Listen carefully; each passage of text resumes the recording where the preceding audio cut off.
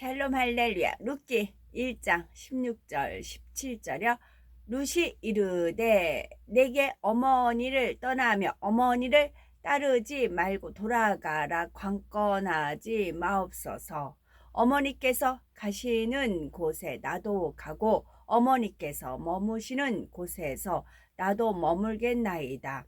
어머니의 백성이 나의 백성이 되고 어머니의 하나님이 나의 하나님이 되시리니 어머니께서 죽으시는 곳에서 나도 죽어 거기 묻힐 것이라. 만일 내가 죽는 일 외에 어머니를 떠나면 여호와께서 내게 벌을 내리시고 더 내리시기를 원하나이다 하는지라.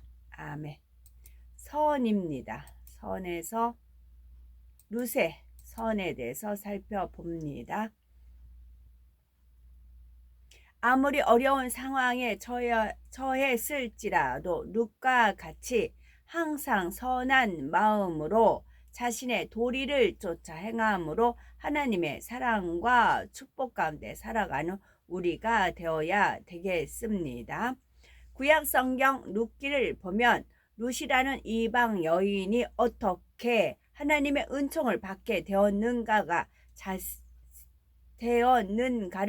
자세히 알 수 있습니다.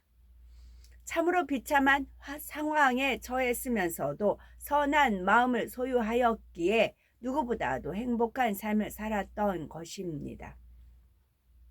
젊은 나이에 남편을 잃고 과부가 된 룻은 늙은 시어머니를 극진히 섬기며 희망 없는 삶 속에서도 자신의 도리를 쫓는 선을 이루었지요. 그 결과 룻은 이방 여인임에도 불구하고 시어머니의 도움으로 보아스와 결혼하여 아들을 낳았으며 다윗의 증조모로서 예수님의 계보에 오르는 놀라운 축복을 받게 된 것입니다. 그러면 룻이 어떠한 선의 마음을 소유하였기에 이처럼 축복된 여인이 되었을까요? 그것은 첫째로 끝까지 자신의 도리를 쫓았던 것입니다. 룻은 모압에 살던 이방 여인으로서 심한 흉년을 피해 이주해 온 이스라엘 남자와 결혼을 했습니다. 그런데 그 집안의 남자들이 후손을 남기지 않고 모두 죽음을 맞는 비극을 겪게 되자 남은 사람은 시어머니인 나오미와 동서 오르바 그리고 룻 자신뿐이었지요. 이때 유다 베들레헴에 풍년이 들었다는 소식을 듣고 고향으로 돌아가기로 결심한 시어머니는 남편도 없는 두 며느리를 불쌍히 여겨 각각 친정으로 돌아가 평안히 살 것을 권유하였습니다. 그러나 룻은 어머니를 따르지 말고 돌아가라 강권하지 마옵소서. 어머니께서 가시는 곳에 나도 가고 어머니께서 유숙하시는 곳에서 나도 유숙하겠나이다. 어머니의 백성이 나의 백성이 되고 어머니의 하나님이 나의 하나님이 되시리니 고백하며 끝까지 시어머니를 붙쫓았지요. 만약 룻에게 자기 유익을 쫓는 마음이 있었다면 인정상 한두 번은 떠나지 않겠다 말한다 해도 시어머니가 그처럼 강권하니 동서인 오르바처럼 못 이기는 척하고 떠날 수도 있었을 것입니다. 그러나 룻은 선한 마음을 지녔으므로 끝까지 자신의 도리를 쫓아 행하고자 하는 마음에 변함이 없었습니다. 하나님께서 룻의 선을 인정하신 이유가 있습니다. 도리란 사람이 마땅히 지켜야 하는 바른 길을 말하지요. 자녀는 부모를 섬기고 형제간에 우애하며 나이 어린 사람은 어른을 존중하는 등 사람이 마땅히 지켜야 할 바른 길을 갈 때 도리를 쫓는다 할 수 있습니다. 이처럼 도리란 사람이 마땅히 지켜야 하는 것이므로 굳이 선이라 할 수가 없는데도 하나님께서 룻의 선함을 인정하시고 축복하신 이유는 무엇일까요? 도리라고 하니까 제가 저쪽 광화문 갈 때 150번을 타고 가는데 그날은 밀렸어요. 사람들이 저는 일찍 타서 자리에 앉았는데 사람들이 중간중간 많이 올라왔어요. 그중에 유난히 아가 한 초등학교 1, 2, 3, 4학년 그 정도들이 많이 타더라고요. 그래서 한번 자리를 아가야 여기 앉아 해가지고 양보를 했어요. 양보를 했어요. 또 가다가 그 아이가 내려서 그 자리에 제가 앉았어요. 앉았는데 또 아가들이 또 타요. 그래서 또 양보를 했어요. 양보를 했어요. 그리고 이제 복잡하고 양보하고 그랬어요. 그랬더니 그래서 저는 그냥 그 차 타고 가려고 했지요. 그랬더니 주님께서 내려서 환승하면 되지 않겠느냐. 이제 어머 참 그러네요. 환승은 똑같이 하면 되는 거니까. 그래서 중간에 환승을 했어요.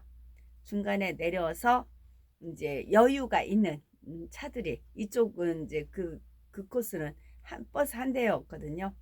그래서 또 서울역 거기서는 많은 차들이 있잖아요. 내려서 환승을 해서 갔어요. 우리가 도리를 행하면 마땅히 도리를 당연히 해야지요. 도리를 하면 또 하나님께서 그렇게 선하게 이끌어 주신다고요. 저는 이제 막 귀에 이제 이어폰 들으면서 이제 하고 하니까 이제 앉아서 들으면 편하니까 그래서 그런 또 방법을 저는 이제 미련해서 그렇게 생각을 못해요. 그랬더니 주님께서 내려서 환승하면 되지 않겠느냐. 어머 그러네요.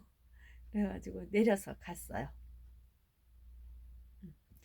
자 여기서 하나님께서 룻의 선을 인정하신 이유가 있습니다. 첫째는 자신을 희생하며 도리를 쫓았기 때문입니다. 두 번째는 성실과 진실로 변함없이 도리를 행했기 때문입니다.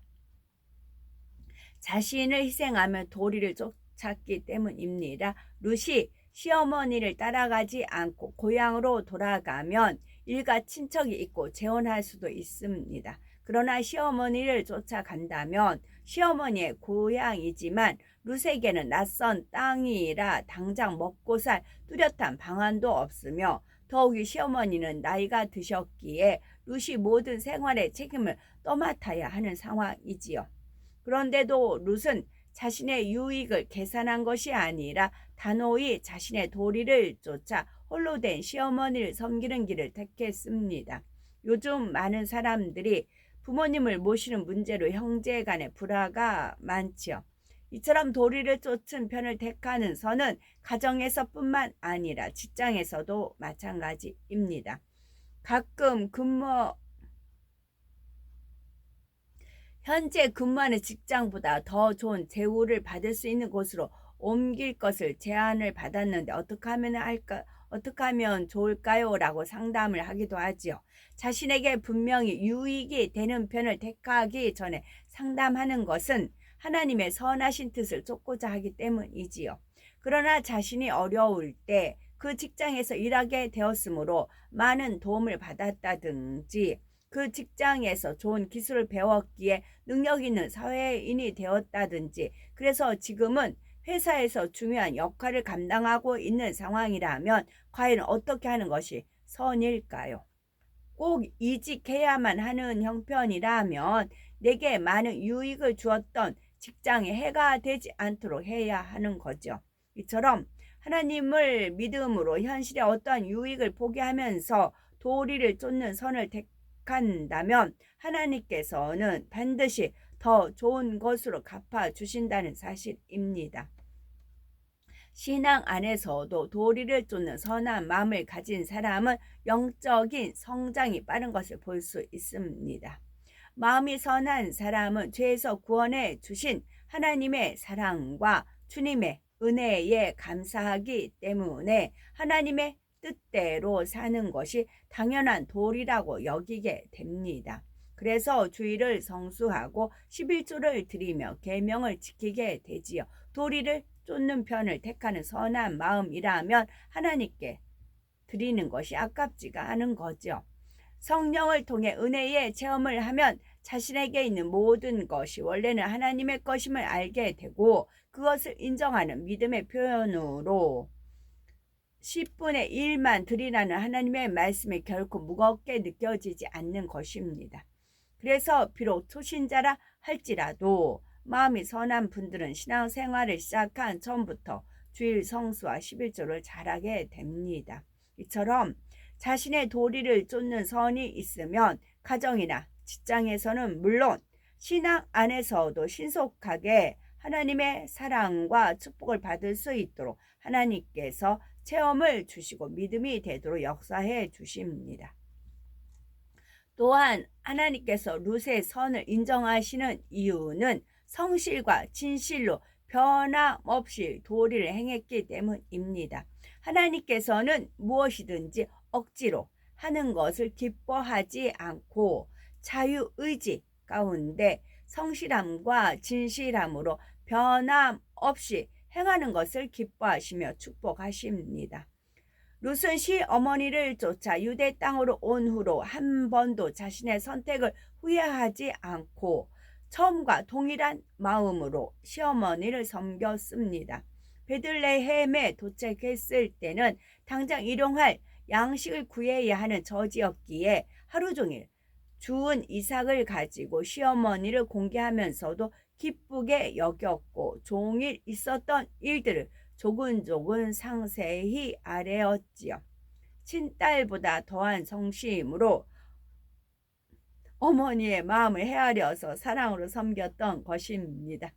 그래서 시어머니도 룻을 친딸처럼 여기고 진심으로 사랑했으며 이러한 룻의 행실은 베들레헴 성읍 사람들에게 알려져 칭송을 받게 되었지요. 성읍의 유력자인 보아스가 시어머니의 근족으로서 룻의 기업 물을 자가 되어 룻을 아내로 삼게 되었고 룻은 영육간의 축복을 받을 수 있었습니다. 룻이 보아스에게서 낳은 아들 오벳이 바로 다윗의 할아버지며 이로써 룻은 이방 여인이면서도 예수님의 계보에 오르는 놀라운 축복을 받게 되었던 것입니다. 이처럼 중심이 선한 사람은 선한 일을 할 때 몇 번 하다가 그치지 않습니다. 상대의 유익을 위해 자신을 희생하며 사람으로서 바른 도리를 쫓는 것이 하나님의 뜻이기에 룻처럼 변함없이 선을 행하는 것을 볼 수 있습니다. 어떤 상황에서도 변함없이 선을 행하는 것이 바로 아버지 하나님의 온전하신 뜻을 이루는 것이죠. 오늘날은 이처럼 선한 사람도 드물거니와 그러나 끝까지 온전한 선을 지키는 사람은 참으로 찾아보기 어렵습니다. 예를 들어 긴 병에 효자 없다는 말이 이러한 세태를 잘 나타내 주는 말이지요. 자식된 도리를 쫓아 병든 부모님을 보살핀다 해도 시간이 오래되고 많은 물질이 들어가면 마음이 변하는 것을 볼 수 있습니다. 물론 자녀들이 자신을 희생해서라도 부모님을 섬기는 것이 당연한 도리입니다. 하지만 섬김을 받는 부모님의 입장에서도 서운해할 것이 아니라 자식의 입장을 이해해주고 배려해주는 것이 참 사랑이며 선이지요. 서로 간에 이러한 사랑이 있다면 사람의 도리를 따질 필요도 없을 것입니다. 예로부터 전해온 이야기를 살펴보면 하나님을 알지 못한 시대에 살았던 사람일지라도 참된 사랑을 가진 사람들도 있었고 자기 생명이 다하기까지 도리를 쫓는 선을 행했던 사람들도 있습니다. 그러니 하나님을 알고 진리의 말씀을 아는 하나님의 자녀들은 어떻게 행해야 할까요? 우리는 영원히 죽을 수밖에 없는 사망의 길에서 주님의 은혜로 구원받아 영생을 약속받았습니다. 받은 바 은혜를 갚는 것은 사람의 도리이지요. 더군다나 우리 영혼의 아버지는 하나님이시요 우리는 그의 자녀이므로 우리가 얼마나 하나님께서 원하시는 뜻을 쫓아 행함으로 하나님의 자녀된 도리를 다했는지 돌아보아야 되겠지요.